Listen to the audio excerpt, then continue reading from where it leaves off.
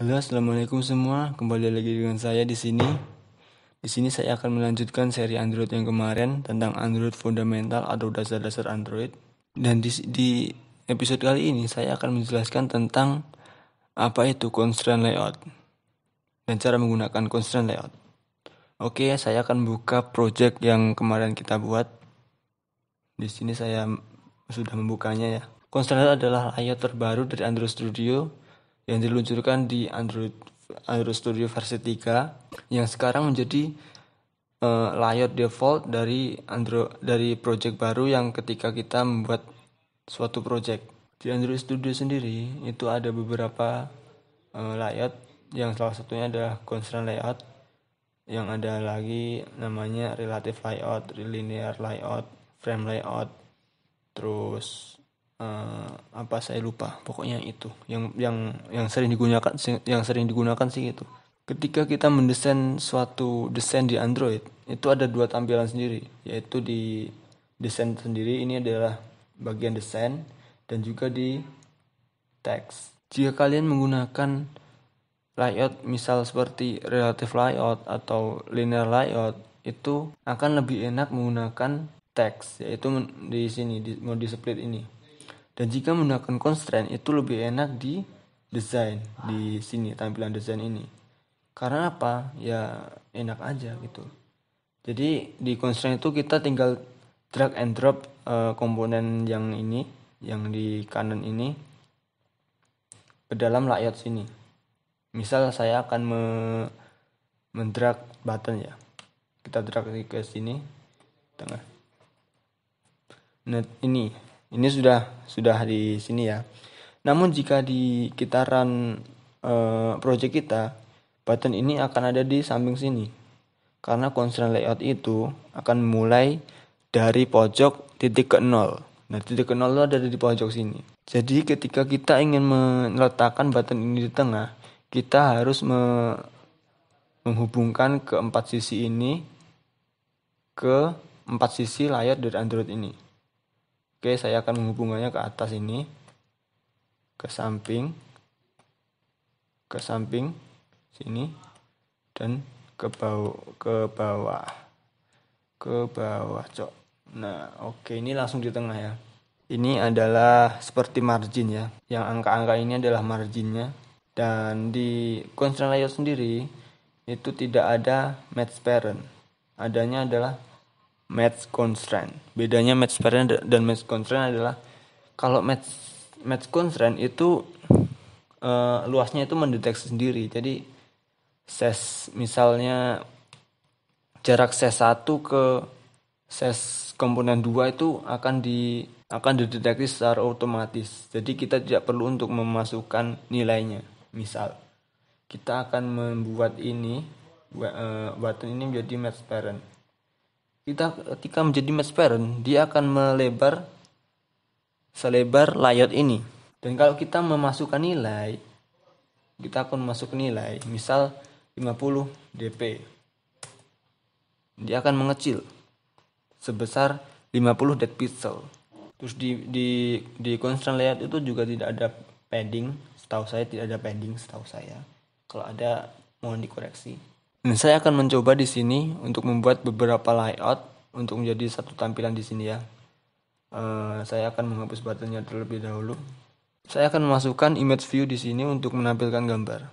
Nah, enaknya kalau kita pakai constraint layout yaitu dengan drag and drop, secara otomatis Android Studio akan menampilkan pop-up dari resources yang kita miliki. Kalau kita misal ingin menggunakan background bawaan, ya adanya ini dari Android Studio. Kalau kita punya drawable sendiri, kita ada di sini di project, di apps ini. Kalau kita mempunyai desain sendiri. Tapi saya di sini saya akan menggunakan defaultnya saja ya. Kita pilih OK saja. Nah, ini begini, tampilannya gede kan, nggak sesuai. Jadi saya akan menjadikan ini 350 dead pixel gambarnya, image view-nya. Kita pilih di image view dulu, klik ini kan. Nah, kita pilih di sini. Kita akan menjadikan 350 dead pixel dp kali 350 dp. Nah, kalau kita menggunakan constraint yang seperti tadi saya katakan, kita harus menghubungkan minimal 2 atau 3 panah atau 2 atau 3 sisi dari komponen tersebut. Nah, saya akan menghubungkan ke samping kanan, samping kiri, dan atas, bosku. Oke. Ini kan bernilai 4 kan.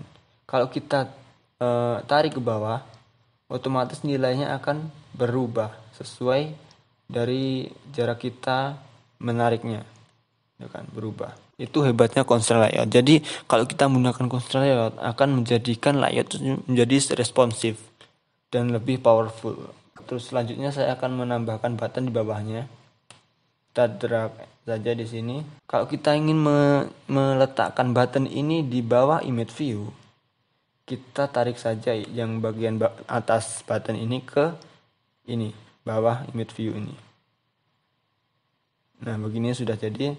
Kalau kita ingin menggunakan untuk memisahkan antara dua layout ini, seperti tadi kita hanya perlu menariknya. Nah, begini. Atau saya hapus dulu. Atau kalau Anda ingin meletakkan button ini di atas image view, maka tinggal tarik saja ke atas ini. Maka dia akan di atas image view. Secara simpelnya, kalau constraint layout itu akan lebih mudah menggunakan desain karena kita hanya perlu drag and drop layoutnya ini, menarik-narik ini ya. Saya akan mengembalikan button ini di bawah image view, saya hapusnya, dan kita akan meletakkan di sini. Ya, seperti yang saya katakan tadi, kita minimal harus menghubungkan 2 atau 3 panah. Kalau tidak, ini ada error di sini. Nah, ini missing constraint, yaitu this view is not constraint horizontal. Jadi view-nya itu tidak menjadi horizontal atau tidak tidak rata gitu pokoknya ya. Kita hubungkan ini ke kanan dan kiri agar horizontal. Nah, kalau tanda seperti ini udah cukup. Udah cukup, jadi nggak apa-apa, bisa diabaikan saja kalau ada kayak gitu. Nah, saya akan mencobanya untuk di mode split atau mode text. Nah, kalau kita menggunakan constraint layout di sini, ketika kita menambahkan satu komponen baru, maka ID di sini akan otomatis menjadi namanya seperti nama apa ini namanya? View, nama view-nya.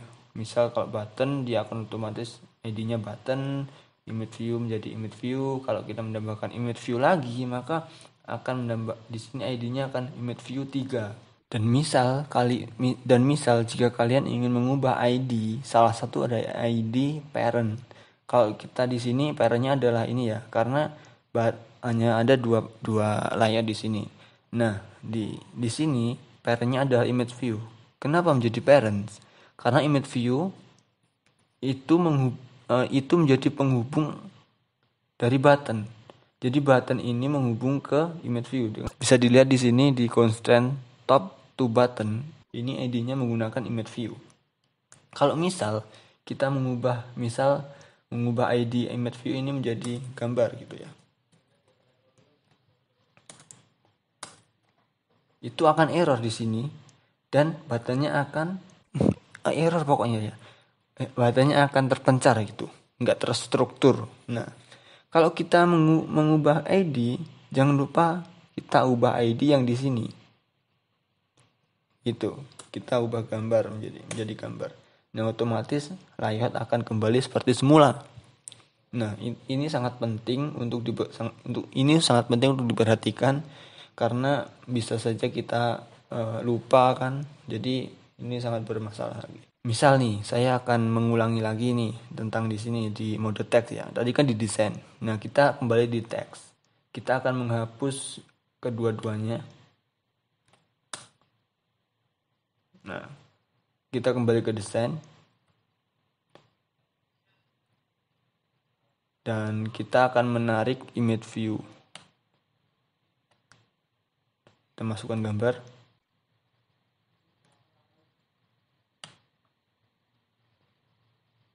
Oke, begini saja ya. Belum saya hubungkan ke constraint ke sisi-sisinya. Kita kembali ke mode split atau ke mode text. Nah, ini adalah secara default ya.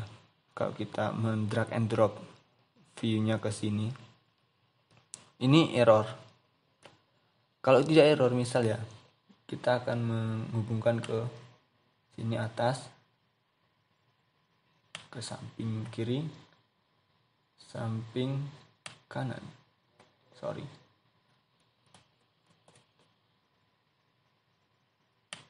Samping kanan.